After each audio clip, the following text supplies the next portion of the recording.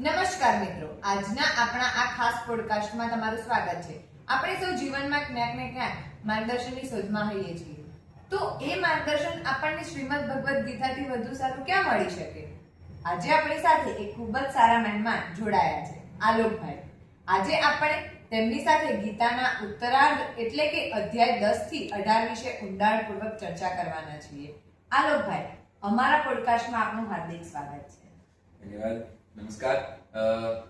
તમારો ખૂબ ખૂબ આભાર કે મને આવા મંચ પર બોલવાનો, એ પણ માં ગીતા ઉપર બોલવાનો મોકો તમે આપ્યો, અને સર્વ શ્રોતાગણને પણ મારા નમસ્કાર. તો પહેલો પ્રશ્ન આલોકભાઈ, પહેલા આપણે ભણ્યા કે જે ભેદભાવ કરે છે તે તામસિક કરતા છે. તો 10મા અધ્યાયમાં પણ ભગવાને કીધું છે કે સ્પેસિફિક હું આમાં છું, આમાં છું, આમાં છું. તો આ ભગવાને પણ ભેદભાવ કર્યો ન કહેવાય? એકદમ પ્રાસંગિક સવાલ છે તમારો. અને પહેલી વાર કદાચ જે ગીતા ભણનારાઓ હશે, ગીતા વાંચનારાઓ હશે, તેમને પણ આ સવાલ થશે કે ગીતાના છેલ્લા અધ્યાયોમાં ભગવાન એવું કે જીવો જેટલા છે એ બધાની અંદર ભેદભાવ કરનારાઓ તામસિક કરતા છે. વળી 10મા અધ્યાયની અંદર ભગવાન પાછા એવું કે આ વસ્તુની અંદર કે હાથીઓમાં હું ઐરાવત છું, નદીઓમાં ગંગા છું, છંદમાં ગાયત્રી છું. તો આ રીતે બધામાં સ્પેસિફિક કોઈ એક વસ્તુની અંદર પોતાની વિશેષ હાજરી ભગવાન બતાવે. તો આ ભેદભાવ ના કહેવાય એવું લાગે, પણ આ ભેદભાવ વાસ્તવિકમાં છે નહીં એમ. કારણ કે આના બે હું તર્કો આપીશ કે ઈશા ઉપનિષદ ની અંદર ભગવાને જ કીધું છે કે ઈશા વાસ્યમિદમ સર્વ, કણ કણમાં ભગવાન છે. તો બધી જ વસ્તુઓની અંદર ભગવાનનો વાસ તો છે જ તે. એ સિવાય ગીતાની અંદર જ ભગવાન કહે છે કે પિતા હમસ્ય જગતો, હું આ જગતનો પિતા છું એમ. એટલે સજીવ, નિર્જીવ, પ્રકૃતિ અને પુરુષ આ બંનેના પિતા છે એમ. એટલે કે ચર અચર જે બધી વસ્તુઓ છે એ તેમના કારણે જ છે એવું આપણે માની શકીએ એમ. અને બીજો તર્ક કે આવું ભગવાને કીધું, પાછળ જ ભગવાન 10મા અધ્યાયમાં જ એવું કહે છે કે યદ્યદ વિભૂતિ મત સત્વમ શ્રીમદ ઉર્જીતમેવ ચ.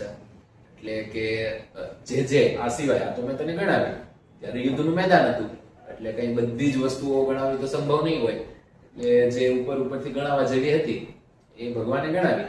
અને એ સિવાય ભગવાન છેલ્લે એવું કહીને પૂરું કરે કે આ સિવાય પણ જે વસ્તુઓ શ્રેષ્ઠ લાગે એ બધી જ વસ્તુઓ મારા તેજને કારણે જ સંભવ છે, મારા તેજને કારણે જ ઉર્જિત છે એવું સમજે.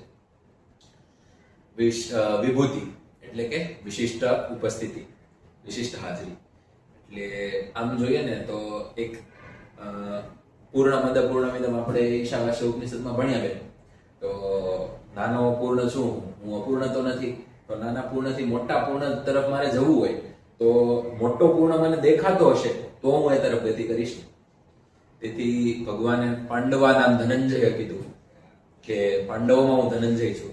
એટલે બધા જ ફિલ્ડમાં કઈક એવી વસ્તુઓ આપી કે મને એ મોટું પૂર્ણ દેખાય અને હું એ તરફ ગતિ કરતો થાઉં. એટલે આ બે તર્કો કદાચ હું આપી શકું. હવે હિમાનીબેન, તમે કલ્પના કરો કે ખાલી 2 મિનિટ માટે કે તમે ભગવાન છો અને હું અર્જુન છું. કલ્પના કરો. હવે તમે મને સમજાવો છો કે વાસ્તવિકતા તો છે જ કે શંકરાચાર્ય કીધું કે બધું જ બ્રહ્મ છે. સમગ્ર સૃષ્ટિ ભગવાનથી આચ્છાદિત છે, બધી જ જગ્યાએ બ્રહ્મ છે. તો હવે મને આ વાતનું જ્ઞાન નથી, તમારે મને આ સમજાવવાનું છે. તો તમે સારા વસ્તુઓના ઉદાહરણ આપીને સમજાવો છો કે હું આની અંદર આ છું, આની અંદર આ છું. ભગવાન એટલા લીન થઈ ગયા છે બોલવામાં કે સામે જે અર્જુન ઉભો છે ને અંદર એમ કહી બેસે છે કે હું અહીંયા છું, અહીંયા છું. અર્જુન, પાંડવોમાં તારી અંદર છું એમ. એટલે આ બોલવા પાછળનો ભાવ સમજાય ને. એટલે કોઈ ભેદભાવ કરવાનો ભાવ નથી ભગવાનનો. ભગવાન આમ તીવ્ર થઈને એવો બોલે છે કે હું બધી જ જગ્યાએ ઉપસ્થિત છું એમ. અને જે શ્રેષ્ઠ છે તેમાં હું ઉપસ્થિત છું, અને એમાં ભેદભાવનો કોઈ પ્રશ્ન જ નથી. વાહ વાહ, ખૂબ સરસ આલોકભાઈ.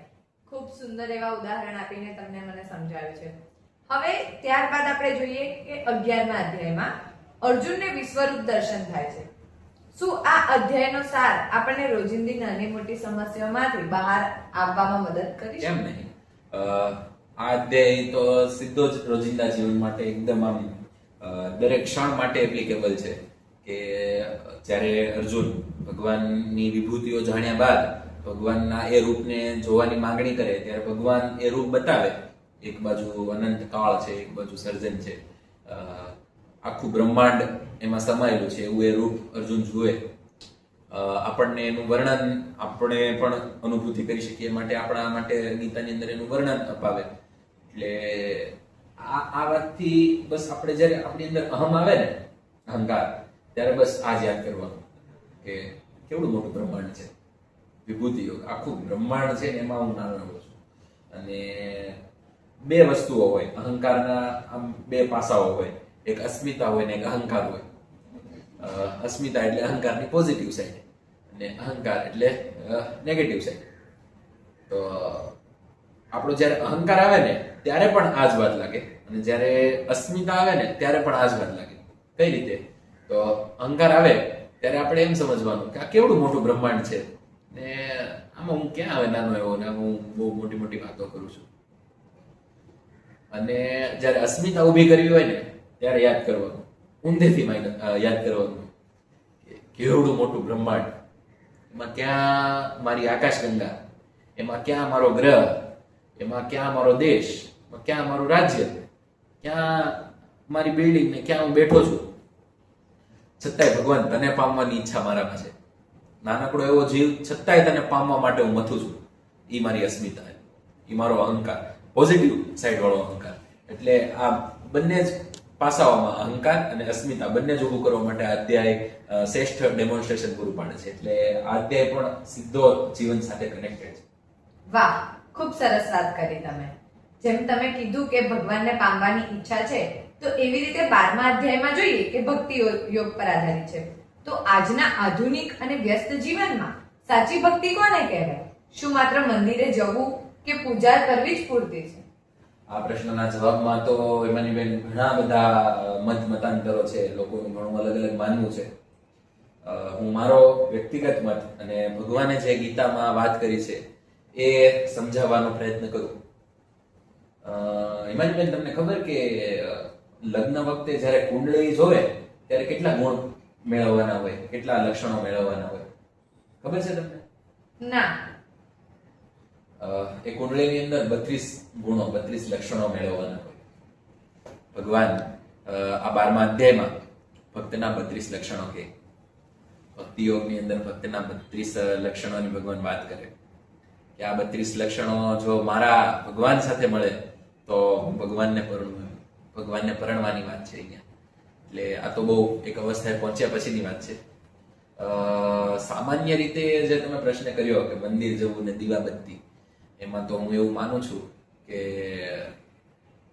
જીન્સ પેન્ટ શર્ટ પહેરનારો પણ સારામાં સારો ભક્ત હોઈ શકે અને દરરોજ ધોતી જબ્બો પહેરનારો, સંધ્યા ધૂપબત્તી કરનારો, ટીલું કરનારો, તિલક કરનારો, માળા પહેરનારો, માળા ફેરવનારો, એનાથી પણ સારો ભક્ત, ફોર્મલમાં આવનારો, જીન્સ પેન્ટ ટી શર્ટ પહેરનારો હોઈ શકે. આ મારું માનવું છે. ભક્તના જે 32 લક્ષણો ભગવાને કીધા ને એમાં ક્યાંય પણ એવો ગુણ નથી કે દરરોજ મંદિરે જનાર, દરરોજ દીવાબત્તી કરનાર, માળા ફેરવનાર. એટલે એનો અર્થ એવો બિલકુલ નથી કે દરરોજ આ બધી વસ્તુઓ નથી કરવાની. મંદિરે જવાનું, માળા કરવાની, માળા પહેરવાની, માળા કરવાની, તિલક કરવાનું, આ બધું કરવાનું. પણ એ કરું એનાથી હું ભક્ત એવું નહીં. હિમાનીબેન, ભગવાનનું કામ અને ભગવાન માટે કામ આ બે અલગ છે. તમને ખબર? મમ્મીનું કામ અને મમ્મી માટે કામ એક સરળ ઉદાહરણથી સમજાવું. મમ્મીનું કામ એટલે દરરોજ જે મમ્મી કરતા હોય એ તમે મમ્મીને મદદ કરવા માટે કરી આપો, એ મમ્મીનું કામ. અને મમ્મી માટે કામ એટલે મમ્મી ખુશ થાય એ માટે તમે કંઈક કરો, એ મમ્મી માટે કામ. તો આ જ રીતે ભગવાનનું કામ અને ભગવાન માટે કામ આ બંને અલગ છે. એટલે આપણે એવું કહેતા હોય કે પૂજાબત્તી દીવાબત્તી કરવું એ બધું ભગવાનનું કામ છે. તો એ ભગવાનનું કામ નથી, ભગવાન માટે કામ છે. એટલે આ તો બહુ ઊંડો વિષય છે, ચર્ચા કરવામાં ઘણો સમય જતો રહે. પણ ટૂંકમાં મારી હું સમજ સ્પષ્ટ કરું તો ખાલી દીવાબત્તીથી જ ભક્તિ કેમ? ભગવાન ગીતાની અંદર કહે કે સ્વકર્મણાત્તમ અભ્યર્ચ, જે કર્મો છે એ હું તને અર્પણ કરું. પાવડાથી માટી ભરતો હોય એ પણ મારી ભક્તિ હોઈ શકે, હીરા ઘસતો હોય એ પણ મારી ભક્તિ હોઈ શકે, ચોક ને ડસ્ટર લઈને ભણાવવું પણ મારી ભક્તિ હોઈ શકે. કેમ ના હોય? બસ જ્યારે કેન્દ્રમાં ભગવાન છે, જ્યાં કેન્દ્રમાં ભગવત ભક્તિ અને ભગવત ઈચ્છા શક્તિ બધું જ ભગવાન જે ક્રિયાના કેન્દ્રમાં છે એ બધી જ ક્રિયાઓ ભક્તિ હોઈ શકે, આવું મારું માનવું છે.